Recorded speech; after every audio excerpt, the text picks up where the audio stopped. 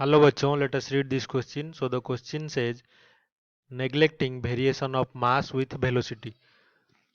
तो वेलोसिटी के साथ जो मास का वेरिएशन होता है उसको अगर नेग्लेक्ट किया जाए, the wavelength associated with an electron, तो एक इलेक्ट्रॉन के साथ जो वेवलेंथ को हम एसोसिएट करते हैं having kinetic energy E is proportional to, तो वो वेवलेंथ काइनेटिक एनर्जी ई के साथ कैसे प्रोपोर्शनल होगा?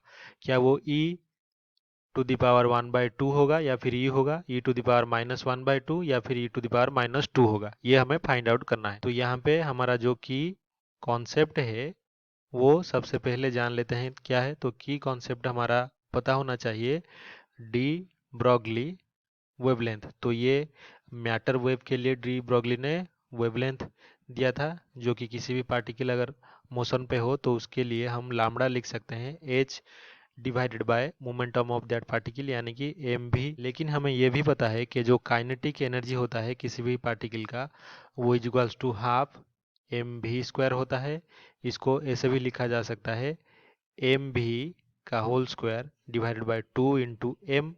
तो काइनेटिक एनर्जी को अगर ई मान ले तो एम भी जो है इज इक्वल्स टू हो जाएगा 2m इंटू ई का रूट ओवर। तो अभी इसी एम भी की जगह पे अगर हम लामड़ा इक्वेशन में पुट कर दें तो lambda will be equals to h divided by 2m E, और इसका पावर कितना हो जाएगा 1/2। तो यहाँ पे अगर एच हम जानते हैं कांस्टेंट है, h is equals to constant, और मास भी यहाँ पे पार्टिकल का कांस्टेंट ही होगा, और वेलोसिटी का वेरिएशन नहीं हो रहा है, तो lambda will be proportional to E to the power -1/2। तो यही हमारा फाइनल आंसर होगा कि जो मैटर वेव होता है लामड़ा काइनेटिक एनर्जी के साथ -1/2 पावर होता है। तो यहाँ पे पहला option E to the power 1/2 गलत होगा, दूसरा ऑप्शन ई गलत होगा, थर्ड ऑप्शन आंसर के साथ मैच कर रहा है ई टू द पावर -1/2, तो ये सही होगा। Fourth option E to the power -2 भी गलत होगा।